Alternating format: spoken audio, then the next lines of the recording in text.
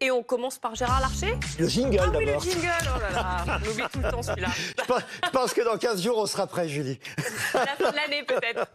Il est court ce jingle, mais quand même, il faut qu'on en Il est là, profite. vous avez raison. Et on commence effectivement, vous avez raison, par Gérard Larcher. Gérard Larcher, président Les Républicains du Sénat, qui a donc été réélu très confortablement à la tête du Sénat. Il se lance donc dans un 5e mandat de 3 ans à ce poste. Il n'y avait pas tellement de suspense, hein. C'était une formalité pour lui. Je me tourne peut-être vers Blanche Léridon, qui connaît mieux encore la vie politique, et Églantine Delalleux aussi que moi, mais on ne précise jamais, mais je crois que ce n'est pas 5 mandats consécutifs. Il y a eu un président du Sénat... Entre 2011 et 2014, il y a eu une parenthèse socialiste. Voilà, le seul président du Sénat socialiste a interrompu, on va dire, la durée de tous les mandats. On ne le dit jamais, mais ce n'est pas 5 mandats consécutifs de M. Larcher. Et depuis 2014, c'est lui. Depuis 2014, c'est lui. Mais les 5 mandats ne sont pas depuis 2014. Il l'a été avant. Il y a eu un intermédiaire socialiste entre-temps. Et alors surtout, je voulais vous piéger. Ah oui, j'ai réussi à piéger mes grosses têtes cet après-midi avec cette question, parce qu'on parle toujours du perchoir de l'Assemblée nationale. On dit, voilà, c'est une présidente à l'Assemblée nationale qui a été élue au perchoir. Mais pour le Sénat, est-ce que vous savez ce qu'on dit? On ne dit pas Monsieur Larcher a été élu au perchoir du Sénat. Il y a un autre mot. Vous savez pas? Je vous ai piégé. C'est le plateau. Il est au plateau. On parle de plateau pour le Sénat, le perchoir pour l'Assemblée nationale, le plateau pour le Sénat.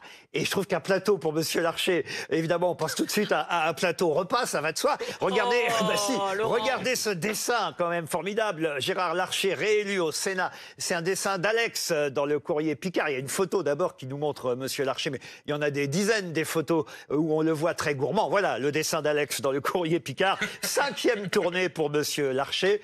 Et évidemment, je me tourne vers vous. Un commentaire sur le président du Sénat? Aucun suspense, vous l'avez dit, mais par contre de gros enjeux. On l'a déjà dit dans cette émission, le Sénat il a une place absolument prépondérante aujourd'hui.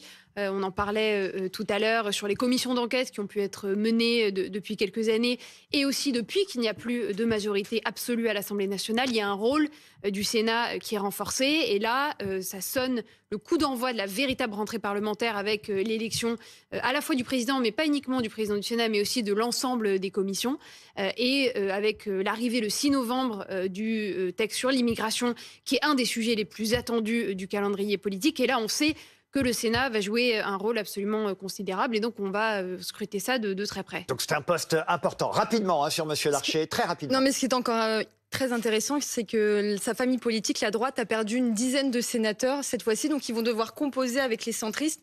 Donc on va avoir de nouveaux rapports de force qui vont être très intéressants. J'avais quelque chose qui n'a pas vraiment à voir avec Monsieur Larcher, mais sur lequel je suis tombé cet après-midi sur Twitter. Oui, ça vous a amusé, vous aussi. Oui, vous le casez là. Mais oui, je vais le caser là, parce que comme on sait que Monsieur Larcher est quelqu'un de gourmand, il peut aller maintenant plus vite pour manger des bananes.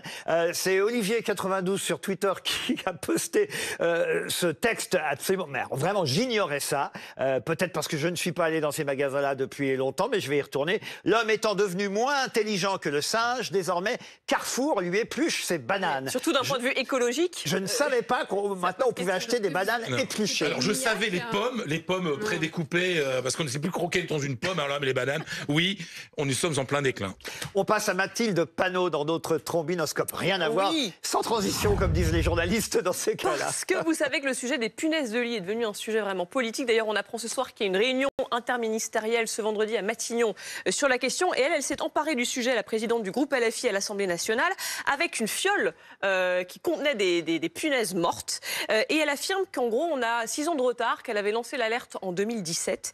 Elle rappelle avoir déposé une proposition de résolution en 2019 sur la question, qui n'a jamais été, à laquelle on n'a jamais donné suite. Alors elle a au moins ce mérite, effectivement. Là, on la voit avec sa fiole dans la main. Il ne fallait pas que la fiole s'écrase par terre. Non, elles étaient mortes, les punaises. Elles étaient mortes. Il n'y avait rien à craindre. Il y en a peut-être déjà d'ailleurs des punaises à l'Assemblée nationale. Toujours est-il qu'elle n'a pas le droit de faire ça. On a vérifié l'article 9 du règlement de l'Assemblée nationale. Dans l'hémicycle, l'expression est exclusivement orale. L'utilisation, notamment pendant les questions au gouvernement, c'était le cas cet après-midi, à l'appui d'un propos, de graphiques, de pancartes, de documents, d'objets ou d'instruments divers est interdite.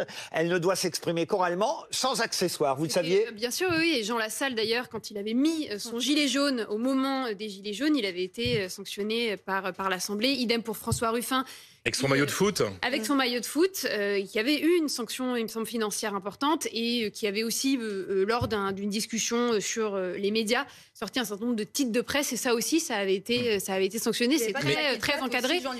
Oui, sur la baisse des APL de 5 euros. Mélenchon était venu avec un panier de courses d'une valeur de 5 euros pour montrer. En fait, ce besoin toujours des insoumis d'en faire un peu trop, de toujours créer un petit buzz autour de ça. C'est comme si, c'est comme s'ils n'avaient pas confiance dans leurs propres paroles, en fait. Il faut toujours faire quelque chose en plus, quoi. Sans accessoires, vous voulez dire? Oui, non, mais c'est un peu, j'allais dire too much, pour parler du débat d'avant, mais c'est toujours un tout petit peu trop, alors qu'ils peuvent être très bien dans leur Mais revenons au problème des punaises. Est-ce que quand même, c'est pas exagéré, cette psychose? Vous l'avez dit, quand même vendredi, un conseil interministériel à propos des punaises. Est-ce qu'on en est là, quand même? Est-ce que c'est à ce point grave? J'ai l'impression qu'aujourd'hui, alors, le Covid, la Covid, tout le monde, on peut tousser tranquille dans le métro. En revanche, faites attention, n'y allez pas avec des punaises. Hein. Malheureusement, même si on fait attention, on se laisse influencer par cela, et puisqu'on va parler des influenceurs après. Moi maintenant, quand je prends le métro, je regarde bien le siège, voir s'il n'y a pas de punaise. Donc nous sommes aussi contaminés par cette panique générale. On passe à l'abbé Pierre, troisième visage de notre trombinoscope quotidien. Pourquoi l'abbé Pierre? Paf, seulement pour le cinéma, parce qu'il y aura un film qui sortira en novembre prochain. C'est l'acteur de la Comédie Française, Benjamin Laverne, qui jouera ce rôle de l'abbé Pierre. On se souvient que Lambert Wilson l'avait joué il y a plus de 30 ans déjà. J'ai vérifié, c'était en 1989. Le film Hiver 54, ça ne nous rajeunit pas, on ne voit pas les années passées. Mais effectivement, l'Hiver 54, réalisé par Denis Amar, date de 1989. Donc il y aura un nouvel abbé Pierre avec Benjamin Laverne bientôt sur les écrans, mais c'est pas pour ça qu'on parle de l'abbé Pierre aujourd'hui dans la presse, dans La Croix précisément. Parce que c'est quand même assez inédit. Il y a une grève chez Emmaüs. Je ne sais pas si vous aviez vu ça. Les compagnons sans papier d'Emmaüs de Niepce, c'est dans le Nord, ont entamé une grève illimitée ce week-end pour protester contre leurs conditions de travail inhumaines, je cite, et indignes. Elles réclament leur régularisation et elles rejoignent donc les communautés nordistes de Tourcoing, Saint-André-les-Lys et Grande-Sainte. Voilà. C'est quand même incroyable d'imaginer que même les compagnons d'Emmaüs soient en grève. Mais ils réclament effectivement une régularisation, ce qui n'est pas facile à dire, qu'on leur a plus ou moins promise, évidemment, et pour l'instant, certains l'attendent. On passe à Bernard Tapie. Pourquoi Bernard Tapie aujourd'hui? Parce que c'est aujourd'hui même. Oui, il y a 2 ans qu'il nous a quittés. Voilà, jour pour jour, ça fait 2 ans que Bernard Tapie nous quittait. Mais il est toujours très présent grâce à cette série que peut-être vous avez vue sur Netflix, une série qui cartonne, réalisée par Tristan Seguela. Moi qui ai vu cette série, j'avais envie de dire 2 choses. 1, c'est très réussi. 2, je comprends que Madame Tapie ne soit pas très contente parce que, au fond, cette série donne un peu l'impression quand même qu'elle est plus ou moins complice des agissements de son mari.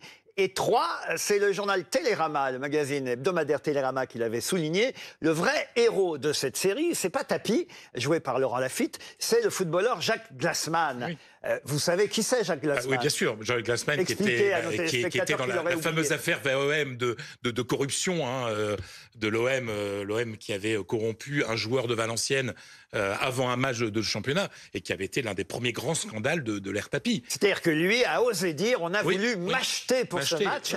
Et alors il y a une scène incroyable. J'imagine que cette scène n'a pas vraiment existé dans la réalité, mais il y a une scène incroyable où on voit Tapie dans les vestiaires joué par Laurent Lafitte face à ce footballeur donc, qui l'accuse d'avoir tenté de le corrompre. Et Tapie dit aux joueurs, c'est tout ce que vous avez trouvé pour vous faire de la pub. Je vais vous donner le numéro de Seguela, ça va aller plus vite. Quand on sait que c'est le fils de Jacques Seguela qui a écrit évidemment et l'histoire et les dialogues, c'est évidemment amusant. Et François-Olivier Gisbert, qui était un grand ami de Bernard Tapie, a écrit dans le Vanity Fair, lui il dit qu'il manque l'aspect sentimental de l'homme qu'il connaissait. Il dit, j'ai pas du tout retrouvé le Tapie que je connaissais, il manque la dimension grand sentimental, le côté affectif. On voit quand même un peu l'aspect voyou et le type génial, ça y est un peu, mais c'est triste qu'il manque le côté sentimental, le mec croyant qui prie tous les soirs, il est quand même très inattendu. Et là, c'est pas très travaillé, voilà ce qu'il dit, donc sur son copain, qu'il ne reconnaît pas.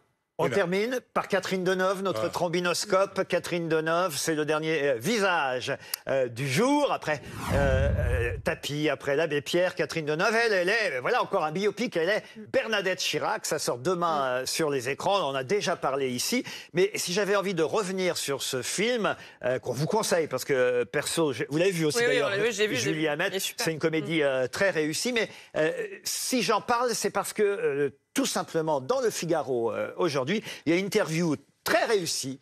C'est Étienne Sorin, journaliste au Figaro, qui interroge Catherine Deneuve. Et je trouve que la bonne question qu'il a osé lui poser, c'est vous incarnez Bernadette Chirac dans un biopic, mais est-ce que vous, être incarné à votre tour, Catherine Deneuve, elle est encore plus célèbre que Bernadette Chirac, Catherine Deneuve, aujourd'hui. Est-ce que vous, Catherine Deneuve, être incarnée un jour au cinéma, elle veut pas, elle. dans une série ou dans un biopic, cela vous plairait? Et elle répond, quelle horreur! Je n'aimerais pas du tout qu'on raconte ma vie. De toute façon, personne ne la connaît. Là, elle se trompe un peu parce qu'on connaît quand même les hommes qui ont partagé la vie de Catherine Deneuve. De toute façon, je ne pourrais être raconté qu'à travers le cinéma et on pourra faire ce qu'on veut. On fait des tas de choses sans l'accord des gens. Je trouve que c'est une réponse incroyable quand elle vient d'accepter de jouer Bernadette. Et la pirouette, c'est un peu de dire, mais ce n'est pas un biopic. C'est un peu ce que moi, j'ai pas vu le film encore, mais ils disent non, c'est un angle très précis en fait. Voilà, sur son image. Ah, c'est pas un biopic, mais enfin, ça ressemble quand même à la vie de Bernadette Chirac. Bien sûr, je dis c'est la pirouette pour lever un petit peu cette contradiction effectivement entre l'actrice qui elle-même répugne à l'idée de voir sa vie représentée à l'écran et le fait qu'elle le fasse pour quelqu'un d'autre. Il y a quand même une scène incroyable dans le film et